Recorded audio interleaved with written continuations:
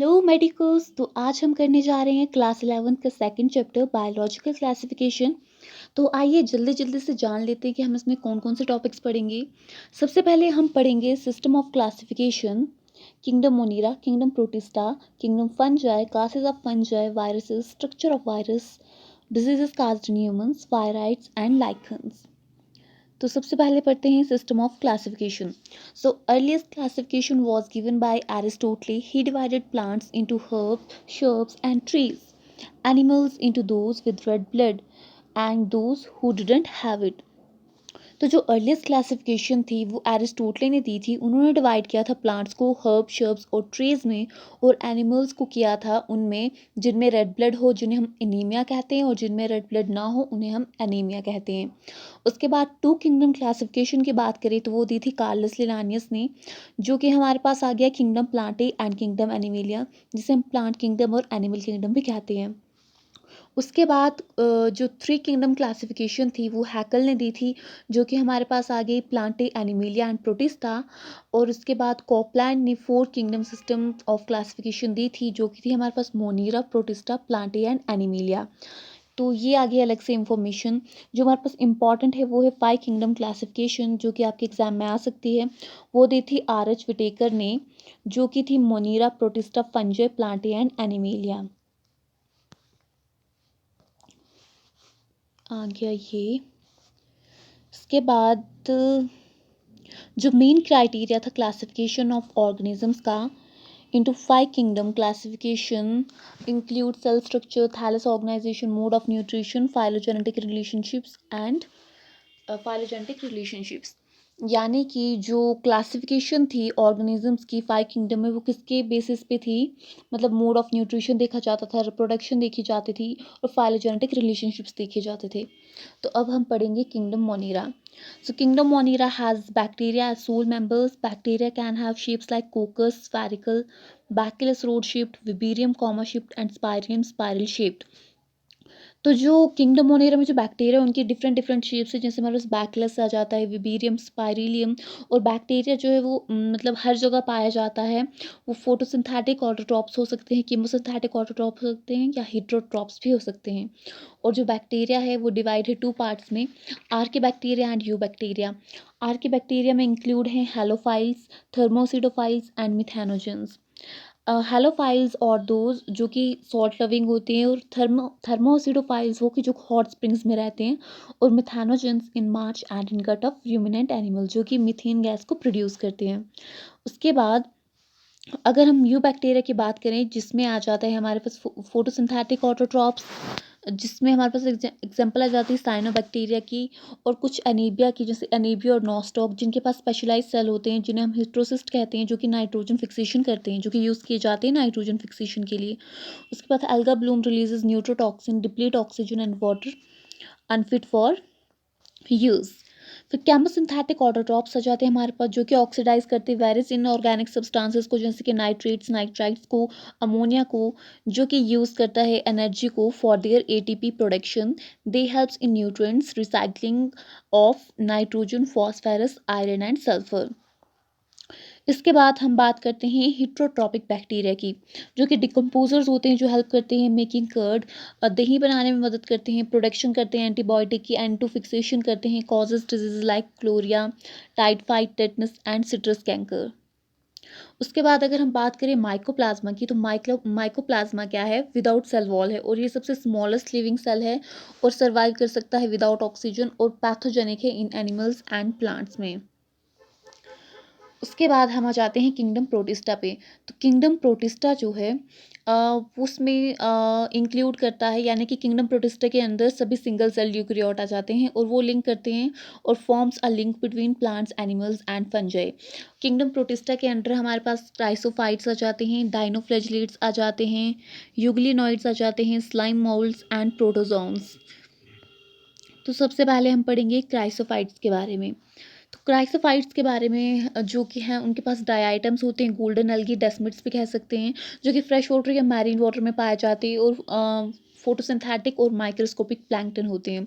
Cell wall जो हैं वो सिलिका की बनी हुई होती हैं, which makes its indestructible and cell walls overlap to fit together like a soap box. तो जो इनकी क्राइसोफाइट्स की जो सेल वॉल्स होती हैं वो बहुत ही स्ट्रॉन्ग होती हैं, जो कि सिलिका की बनी होती हैं, जिनको तोड़ना इम्पॉसिबल होता है। बट मिलियंस ऑफ ईयर्स के बाद जो वो टूटती हैं तो वो एक्युमुलेशन करती है डायकोमिशियस अर्थ ग्रिटी सॉइल का, जो कि यूज्ड होती है पॉलिशिंग में, filtration of oils and syrups में। उसके बाद हम बात करते हैं डाइनोफ्लेजिलेट्स की। तो डाइनोफ्लेजिलेट जो हैं मोस्टली मैरीन और फोटोसिंथेटिक होते हैं, जिनके पास cell wall has stiff cellulose plate होती हैं। दो फ्लैजला होते हैं, एक लॉन्गिट्यूडनल और एक ट्रांसफर होता है, जो कि फोरो बिटवीन वॉल प्लेट्स के बीच में होता है। इसके एग्जांपल हमारे पास गोन्यूलैक्स आ जाता है, जो कि मल्टीप्लाई करता है rapidly, make sea appear red and produce toxins, kill marine animals. Euglenoids पे आ जाते हैं। तो यूग्लिनॉइड्स कहाँ पर हमें फ्रेश वाटर में मिलता है? उसके पास प्रोटीन रिच लेयर होते हैं जिसे हम पैलिकल कहते हैं, विच मेक्स बॉडी फ्लेक्सिबल। ये पैलिकल है, ई नहीं है, जो कि बॉडी को फ्लेक्सिबल बनाता है। Photosynthetic in presence of sunlight but become heterotrophs if they not gate sunlight. Mixotrophic nutrition यानी कि यूग्लिना। मिक्सोट्रॉपिक न्यूट्रिशन मतलब इसमें दोनों ये हैं, जैसे कि ये फोटोसिंथेसिस भी कर सकता है और उसके बाद जैसे सनलाइट में ये फोटोसिंथेसिस करेगा। ये है हेटरोट्रॉपिक। एक आ गया ये हेटरोट्रॉपिक यानी कि फोटोसिंथेटिक है। हेटरोट्रॉपिक है, जब सनलाइट चली जाएगी तो ये किसी दूसरे ऑर्गेनिज्म से अपना खाना लेगा। तो ये इस तरह से फोटोसिंथेटिक भी आ गया और हेटरोट्रॉपिक भी आ गया, इसलिए इसमें दोनों न्यूट्रिशन यानी कि दोनों न्यूट्रिशन है, तो इसे मिक्सोट्रॉपिक न्यूट्रिशन कहते हैं। इसकी एग्जांपल हमारे पास यूग्लिना आ गई। उसके बाद हम स्लाइम मोल्ड्स की बात करें तो इनमें सप्रोफिटिक प्रोटिस्ट होते हैं, प्रोटोजोन्स होते हैं। तो सप्रोफिटिक प्रोटिस्ट की बात करें तो ये saprophytic protist under suitable form and aggregates called plasmodium grows on decaying twigs and leaves. During unfavorable conditions, plasmodium differentiates and forms fruiting bodies bearing spores at their tips. Spores have walls which are extremely resistant and survive for many years and dispersed by air currents. तो जो slime moulds हैं वो पेड़ की टहनियों पर, पत्तों पर जो है वो ग्रो करती हैं और वहाँ पर भी जो उन्हें मतलब ग्रो करती हैं और उस पे वहाँ पे उन्हें जो अपने खाने के लिए मिलता है वो उसे खा के ग्रो कर लेती हैं। और अनफेवरेबल कंडीशंस के ड्यूरिंग जो प्लास्मोडियम है वो उनको डिफ्रेंशिएट करती है और फ्रूटिंग बॉडीज़ बनाती हैं, जो कि स्पोर बेयर करते हैं। और जो स्पोर्स हैं उनके पास ट्रू वॉल्स होती हैं, जो कि एक्सट्रीमली रेसिस्टेंस होते हैं और सर्वाइव कर सकते हैं मैनी ईयर्स के लिए। उसके बाद हम आ जाते हैं प्रोटोजोन्स पे। तो प्रोटोजोन जो है वो हेटरोट्रॉप्स है और लाइव एज अ प्रेडेटर और पैरासाइट्स, यानी कि प्रेडेटर्स और पैरासाइट्स की तरह लाइव करते हैं, जिनके 4 मेजर ग्रुप होते हैं। एम्बियॉइड, जिसका आ जाता है हमारे पास amoeboid, catch free using pseudopod, example amoeba and parasite. अच्छा, ये एक पेज एक्स्ट्रा आ गया है, ये ऊपर हमने अभी पढ़ा। तो इसका आ गया प्रोटोजोन्स। उसके बाद हमारे पास आ जाता है, हाँ, एक आ गया ना हमारे पास एम्बियॉइड, इसका सेकंड, हाँ, एम्बियॉइड। उसके बाद फ्लैजुलेटेड, सीलिएटेड एंड स्पोरोजोन्स। तो ये 4 पार्ट्स इसके। तो एम्बियॉइड क्या है, वो कैच प्रे करता है with the help of pseudopodia. Amoeba को सबको पता है कि उसमें सीडोपोडिया होता है जिससे वो अपना फूड कैच करता है। उसके बाद फ्लैजुलेटेड की अगर हम बात करें तो फ्लैजुलेटेड के पास 1 और मोर फ्लैजुला होता है जिससे वो कैच करता है डिजीज लाइक स्लीपिंग, जिसका नाम है ट्राइपेनोसोमा। सीलिएटेड में हमारे पास आ जाते हैं cilia to move food into gullet and help in locomotion, example paramecium. तो वो सीलिएटेड में हमारे पास एग्जांपल आ जाती है पैरामीशियम की। और स्पोरोजोन्स की बात करेंगे तो उनके पास have infective spore like stage in life cycle, example plasmodium which causes malaria. तो स्पोरोजोन में हमारे पास प्लाज्मोडियम आ जाता है जो कि मलेरिया कॉज करता है। उसके बाद किंगडम फंजाई की बात करें जिसमें आ जाते हैं heterotrophic organisms and non chlorophyllous hyphae. तो network of hyphae called mycelium hyphae which have multinucleated cytoplasm or called कॉन्सिस्टिक hyphae, यानी जिसके पास मल्टीन्यूक्लिएट साइटोप्लाज्म होता है उसे हम कॉन्सिस्टिक hyphae कहते हैं। सेल वॉल जो है वो काइटिन की और पॉलीसेक्राइड की बनी हुई है। कॉस्मोप्लाइटन जो है grow in warm and humid places. Saprophytic, parasitic, symbiotic, lichen and mycorrhiza इसके एग्जांपल्स है। Puccinia wheat rust disease, Penicillium yeast in unicellular fungus. Reproduction की बात करें तो reproduction can take place by vegetative means fragmentation, vegetative में fragmentation से होगी, fusion and budding से होगी, and sexual reproduction by spores, conidia, sporangiospores, zoospores. और सेक्सुअल रिप्रोडक्शन की बात करें तो वो होगी oospores, एक्रोस्पोर्स and basidiospores produced in fruiting bodies. उसके बाद अगर सेक्सुअल साइकिल की बात करें जो कि इन्वॉल्व हैं, वो उसमें 3 साइकिल जो हैं जो कि इन्वॉल्व हैं, जिसमें सबसे पहले हमारे पास आ जाती है प्लाज्मोगैमी, जिसे हम फ्यूजन ऑफ प्रोटोप्लाज्म भी कहते हैं, karyogamy, fusion of 2 nuclei, and meiosis in zygote resulting in haploid spores. So dikaryophase is a condition of having dikaryon in an intervening dikaryotic stage n+n, that is 2 nuclei per cell, n+n यानी कि 2n, between plasmogamy and karyogamy in fungi like ascomycetes and basidomycetes। उसके बाद अगर हम fungi की classes की बात करें तो वो हमारे पास आ जाती हैं फाइकोमाइसीड्स, एस्कोमाइसीड, बेसिडोमाइसीड्स, और हमारे पास एक और क्लास आ जाती है जिसे हम डिटेरोमाइसीड्स कहते हैं, जो कि हमने यहाँ पे लिखी हुई नहीं है, तो ये आप एनसीईआरटी पे देख सकते हैं। 2-3 लाइन होगी।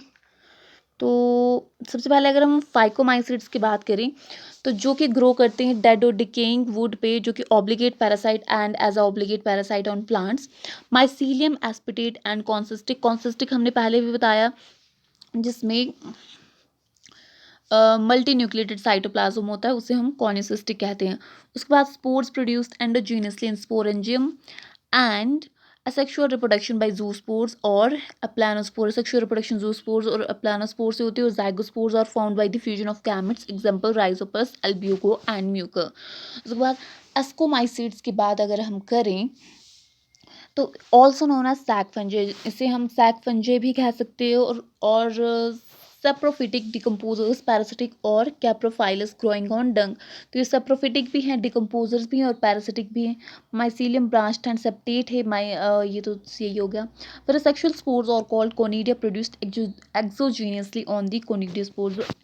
एसेक्सुअल स्पोर जो हैं जिन्हें हम कोनिडिया कहते हैं वो एक्सोजीनियसली प्रोड्यूस होते हैं कोनिडियोस्पोर्स पे, और जो सेक्सुअल स्पोर्स हैं उन्हें हम कहते हैं एकोस्पोर्स, जो कि प्रोड्यूस होते हैं endogenously in ascus produced inside fruiting body called ascocarp, जिसे हम एस्कोकार्प कहते हैं। इसके अगर हम एग्जांपल लें एस्कोमाइसीड्स में, इसमें हमारे पास एस्परगाइलस, कैल्वीसेप्स एंड न्यूरोस्पोरा आ जाते हैं। ये 3 एग्जांपल्स हमारे पास एनसीईआरटी में दी हुई हैं, आप अपने एनसीईआरटी पे देख सकते हैं। उसके बाद अगर हम बेसिडोमाइसीड्स की बात करें तो ये है mycelium septate and branched, generally asexual spores और नॉट फाउंड। एसेक्सुअल स्पोर्स इसमें नहीं पाए जाते हैं, और जो वेजिटेटिव रिप्रोडक्शन है वो बाय फ्रेगमेंटेशन होती है। सेक्सुअल रिप्रोडक्शन बाय फ्यूजन और वेजिटेटिव और somatic cells to form basidium produced in basidiocarp. तो basidium produced 4 basidiospores exogenously after meiosis. इसके एग्जांपल हमारे पास आ जाती है एगारिकस, यूस्टिलैगो एंड प्यूकिना, जिसे हम फंजे भी कहते हैं। फंजे imperfecti as sexual form perfect stage is not known for them। Fungi imperfecti भी कह सकते हैं हम इसे, और जो one sexual form is discovered the member is move to ascomycetes और बेसिडोमाइसीड्स। यानी कि जो सेक्सुअल फॉर्म डिस्कवर हुई थी, मतलब एक बार जो सेक्सुअल फॉर्म डिस्कवर्ड हो गई वो मूव हो सकती है एसिडोमाइसीड से, वो मूव हो गई एसिडोमाइसीड से तो बेसिडोमाइसीड्स। उसके बाद अगर माइसीलियम की बात करें तो माइसीलियम जो है सेप्टेट है और ब्रांच्ड है। दे आर सेप्रोफिटिक, पैरासिटिक और decomposers, example Alternaria, Colletotrichum and Trichoderma. हम वायरसेस की बात करें जो कि हमारे एनसीईआरटी का लास्ट टॉपिक ही है लगभग, तो जो वायरसेस है उन्होंने कोई फाइन प्लेस नहीं की क्लासिफिकेशन में, जो कि ट्रूली लिविंग नहीं है, नॉन सेलुलर ऑर्गेनाइजेशन है, जो कि मतलब होस्ट की मशीनरी लेते हैं और जब वो एंटर करते हैं उसमें तो हम उससे लिविंग कह सकते नहीं, अदरवाइज तो वो नॉन लिविंग है, हम ना उन्हें लिविंग कह सकते हैं ना नॉन लिविंग कह सकते हैं। वायरसेस का मतलब होता है वैनम, जो कि पॉइजनस फ्लूइड होता है, जो कि पास्चर ने दी थी ये टर्म वायरस की। और डीजे लेवंस्काय फाउंड किया था दैट सर्टन माइक्रोब्स काज तंबाकू मोसाइक डिजीज इन तंबाकू प्लांट। DJ11 स्काई ने फाउंड किया था कि जो माइक्रोब्स हैं तंबाकू मोसाइक डिजीज के, वो तंबाकू प्लांट में डिजीज कॉज करते हैं। फिर MW बैजर ने called fluid as contagium vivum fluidum, तो उन्होंने इस फ्लूइड को, जो ये फ्लूइड था, उसको उन्होंने नाम दिया कॉन्टैगियम वाइवम फ्लूडियम, जो कि एक्सट्रैक्ट करता है, जो कि उन्होंने एक्सट्रैक्ट किया इन्फेक्टेड प्लांट से तंबाकू के, और उन्होंने इन्फेक्शन, और जब उसको हेल्दी प्लांट पे डाला गया तो उसने हेल्दी प्लांट में भी इन्फेक्शन काज की।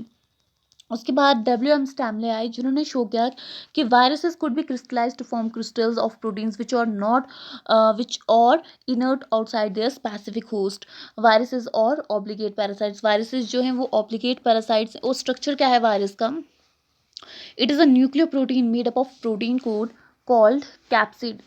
तो ये जो है न्यूक्लियर प्रोटीन है, न्यूक्लियर प्रोटीन कोड है, जिसे हम कैप्सिड कहते हैं। कैप्सिड जो है किससे बना हुआ होता है? कैप्सोमेयर से, जो कि अरेंज होता है हेलिकल और पॉलीहेड्रल ज्योमेट्रिक फॉर्म्स में, जिसके पास या तो DNA या RNA होता है एज अ जेनेटिक मटेरियल, जो कि सिंगल या डबल स्ट्रैंडेड भी हो सकता है। यूजुअली जो प्लांट वायरसेस हैं उनके पास सिंगल स्ट्रैंडेड RNA होता है, और बैक्टीरियोफेजेज जो हैं वो डबल स्ट्रैंडेड हो सकते हैं, और एनिमल वायरसेस में सिंगल या डबल स्ट्रैंडेड RNA हो सकता है, या डबल स्ट्रैंडेड DNA हो सकता है। उसके बाद जो डिजीजेस काज होती हैं ह्यूमंस में, वो होती है mumps, smallpox, herpes, influenza and AIDS etcetera. In plant symptoms can be mosaic formation, leaf rolling, curling, yellowing and vein clearing, dwarfing and stunted growth. तो ये वाली डिजीजेस प्लांट्स में होती हैं।